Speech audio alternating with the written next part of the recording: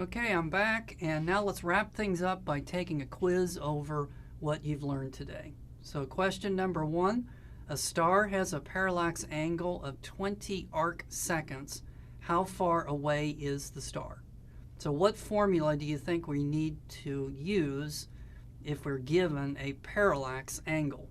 Well, we're going to use the parallax formula. And so that's the one that said that distance r is equal to 1 over the angle. And so what were we given? We were given the angle. So we're going to take 1 divided by 20. So 1 divided by 20 on your calculator turns out to be 0.05. Now you don't leave it like that though. You need to put units on it. So what was the official unit? Not the official metric unit, but what's the official unit that goes with this formula? And it's called the parsec. So we're going to put a PC on there. Question number 2. A star has a certain apparent brightness of when it is 5 light years away from you. How bright does it appear to be when it's 15 light years away from you? Now this one's kind of tricky. So think about this one very carefully.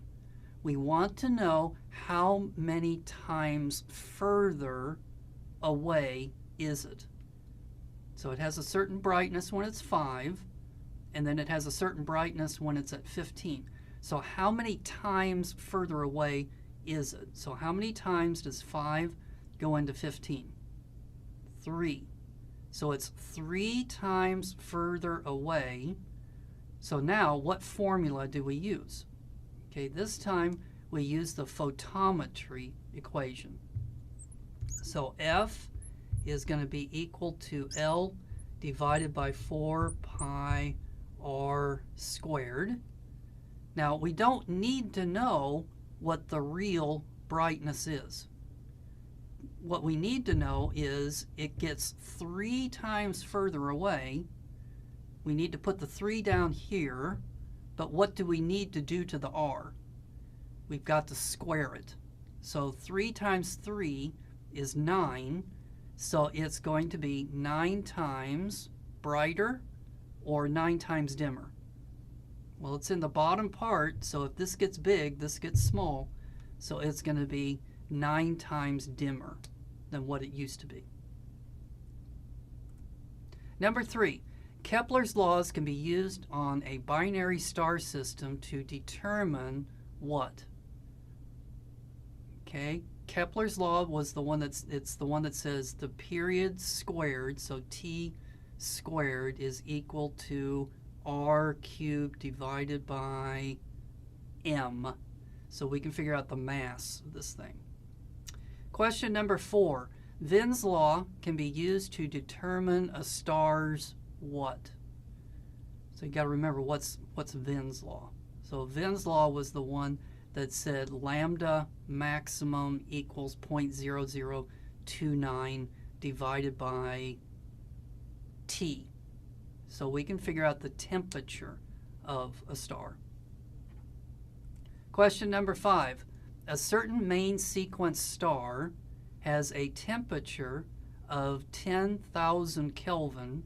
What is the star's color and what's its luminosity? So for this, you're going to need to have a HR diagram, and then you're going to find 10,000 Kelvin, okay, and then you're going to bounce it off the main sequence like this in order to get the luminosity. The color, all you got to do is look at what's the color of that particular star down there. I'll let you do that. So just get out your HR diagram and find out what the answers are to that. All right, so we are now finished with this lesson about properties of stars.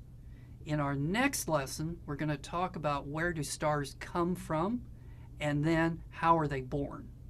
And then in the next lesson, we're going to talk about how do stars die. Okay, I'll see you then.